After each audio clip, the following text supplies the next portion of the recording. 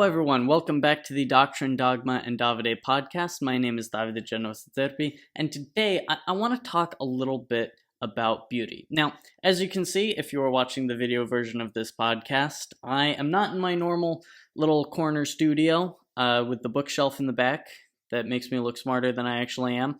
Instead, I am staying with my parents in Rome, and so I have a completely different setting and background and everything.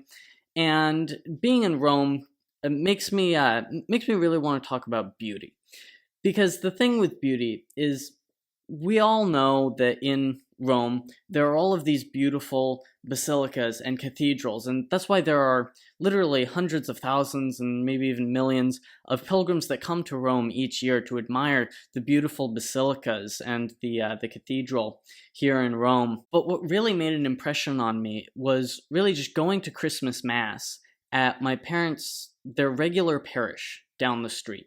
Not a basilica, nothing like that. And if you're watching the video version of this podcast, I'll put some pictures of their local parish church in Rome on the screen so that you can see what I'm talking about.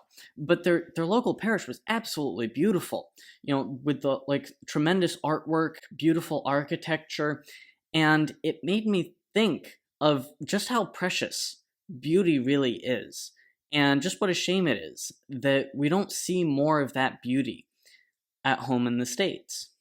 Now, that's not to say that there aren't absolutely beautiful churches in the States. One of my favorite churches of all time is actually the National Shrine to the Immaculate Conception in Washington, D.C. I think that that's one of the most beautiful churches in the world, actually. But so often, our regular parish churches, it's like beauty is reserved for the special churches, the basilicas, the cathedrals, and not for the regular parish churches. So many churches are built sort of with this auditorium-style architecture that makes the altar look more like a stage than a sacred space. And it made me think about why beauty is important in the first place.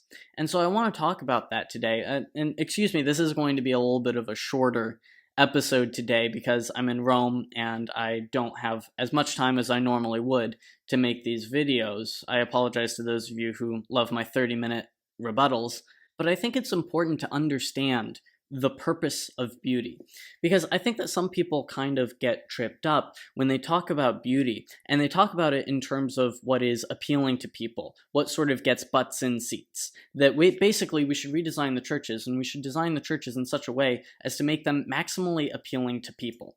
And I think that that's a little bit misguided. It springs from good intentions, but ultimately I think it misses the point, in part because, one, the church is eternal, whereas what is appealing in the moment changes with trends and fads. And so if you try to design your churches with what is most appealing at any given time, you're going to find that your churches become dated rather quickly. Rather, instead, I think that it is more productive, even if your motive is, again, just butts and seats, I think it is more productive to focus on sort of more eternal aspects of beauty rather than sort of chasing those trends.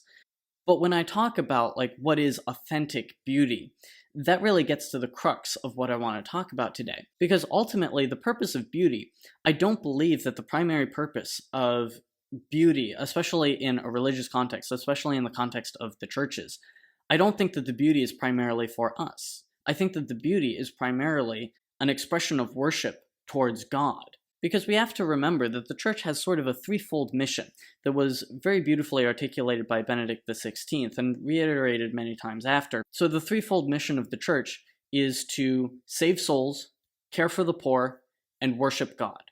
And I think that very often we remember the first two. The church must care for the poor, the church must save souls, but I think a lot of times we forget about that last one. To worship God is one of the primary functions of the church. And I think that it is that function primarily that beauty serves. Because while beauty certainly can aid in the salvation of souls by bringing people to a closer experience with the transcendent, with the divine beauty, I think that ultimately the reason that churches and things ought to be beautiful is simply because it is a form of worship and glory to God when we build these churches and these monuments to Christ, then it is an expression of our worship of Him. And yes, those monuments should also lead us closer to Christ and lead to the salvation of souls. But ultimately, it is an offering. It is, a certain sense, a sacrifice to the Lord.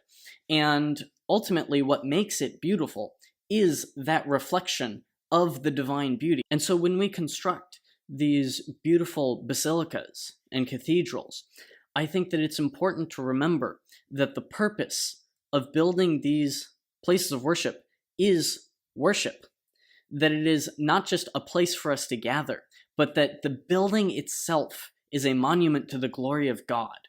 That the building itself primarily serves as an object of worship and an offering to the Lord. And that we should try to make these buildings as beautiful and as resplendent, as adorned as we possibly can.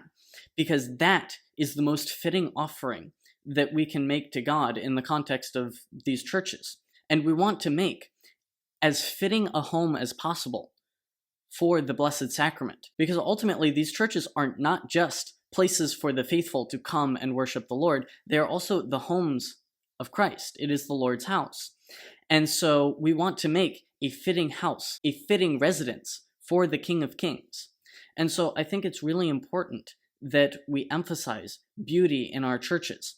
And being here in Rome, where even just like the simplest church, where even just a simple neighborhood parish is absolutely gorgeous, I think that that's a reminder that beauty should not be reserved for a church here and there. Beauty should not be reserved for the basilicas and the cathedrals. Beauty should be on display anywhere there is worship of the Lord. And sort of on that same vein, I do kind of want to also mention a tendency or a belief that I've encountered many times, which is just this idea that the Mass, the liturgy, the church's ceremonies should be updated to make them sort of more modern, more appealing to modern audiences. In other words, to make them more entertaining, to encourage more people to come and partake of the sacraments. And I think that that's really misguided. I think that there's a big difference between, say, music or things that are entertaining and things that are beautiful, things that are transcendent, things that are holy. And so I think that ultimately, if you try to make things like the Mass or the sacraments, I think that if you try to make them entertaining, you're competing with Netflix. You will never win that battle, all right? Netflix is going to win the entertainment war every single time, okay? The Mass is never going to be as entertaining as the things of the world. What the Mass can offer is something transcendent. What the Mass can offer is Christ. And that is ultimately the reason that people come to Mass. They do not come to be entertained. And if you try to make the Mass entertaining, you will lose the transcendental aspect of the Mass that makes it precious. And you will strip it of its beauty that is fitting as an offering to God. And so that's just sort of my soapbox for today. I wanted to talk a little bit about the importance of beauty. And like, when you're in a place with so many beautiful churches like Rome or so many other cities in Europe, you really understand just how significant and just how important that beauty is. That like, we should have beautiful art and beautiful architecture for our churches, and not just as a means of attracting people, because no one takes a pilgrimage to a church that looks like an auditorium, but also just simply as a fitting offering to the Lord, that we should make our churches, our places of worship, as beautiful as we can to better reflect the beauty of Him whom we serve and whom we worship. But that's all I've got for today. Again, this is kind of a shorter video than I usually do, but I hope it was still spiritually fruitful. If you have any notes or comments, feel free to leave them in the comment section down below. Be sure to rate, comment, subscribe, do whatever it is people of the internet do, and I will see you all again later. Thank you so much.